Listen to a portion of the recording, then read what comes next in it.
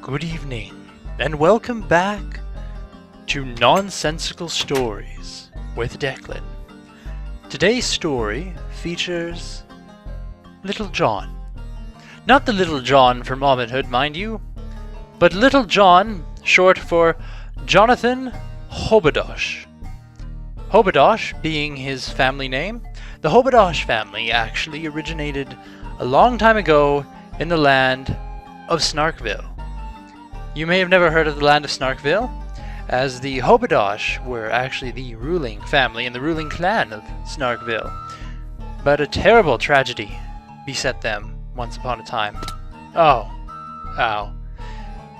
Regardless, Little John, or as we will refer to him, Bill. I don't know why we'll refer to him as Bill, but that's what his mother used to call him, so really, I suppose it doesn't really matter. Bill, John, anything, regardless. He was an interesting sort. He would go into the mines, quite often actually. It was his job, you see. He was a miner. A miner, not a miner. He wasn't small, he was a digger, a miner. I digress. He would go into the mines every day, like I said, and he would come across coal, and stone, and chickens. Chickens. Now this was unusual. Most times that he had gone to the mine, there were no chickens. Oh yes, he had found iron, like many times, but never a chicken. Or a family of chickens. It's interesting to note here that chickens in the world of Snarkville, where he grew up, were actually very dangerous creatures and evil beings. Obviously, since living where he currently was in his house of the prairie, it's a little house as well. Bill, Bob, oh screw it, I don't even remember what name is supposed to be. John. Little John. Yes. Little John was no longer terrified of chickens, because he realized they were quite easy to slaughter in this land, and they did not suck your blood. Yeah, oh! That was exciting. Yes. They did not suck your blood. Instead, these chickens, they told stories. And so, one day in his mine, when he encountered these chickens, of course, they told him a story. The story of their kind, and the great chicken massacre of 203.7 divided by 5. Yes. Anyways, chicken math is very interesting math. It's really all just chicken scratch. But they told him a story of how one day a young chicken was floating down the river, confused by many Minecraft players as a duck. This chicken thought itself was a duck, which is why it was floating down the river. But anyways, the duck chicken floated down the river, and he came across an ocelot. Now, this ocelot's name is irrelevant, because the ocelot was hungry, and decided that this chicken, this duck chicken, would be very delicious. However, the thing is, the cat did not have a taste for duck, but had a taste for chicken. You see, duck is very oily sometimes, and the cat just really did not like dealing with that. This cat had had a chicken once, and also a duck, had them side by side, ate one after the other. Now, the cat's not sure if it was maybe due to the fact that, you know, ate the chicken first and then had a duck, maybe he wasn't full, maybe he wasn't thinking quite right about it, but whatever the reason, the duck just didn't sit well with the cat, and gave her indigestion.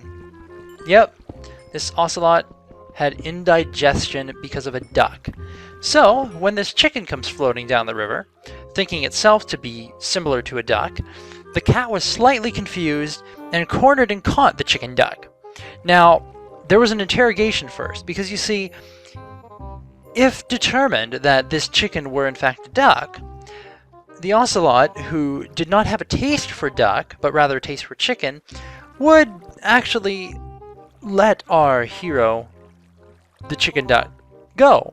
Because, as we've covered, she does not like duck. It didn't sit well, give her indigestion. However, if this chicken duck turned out to be a chicken, well, that's another story, and right off would be just eaten and consumed very quickly. But I digress again, because there was an interrogation, like I said, where the cat, who has now cornered the chicken duck, starts asking questions about the background of this chicken duck. The first question right off is, are you a chicken or are you a duck? Now, the chicken duck replied not with, I am a chicken or I am a duck, replied rather with, what's it to you, ya big cat?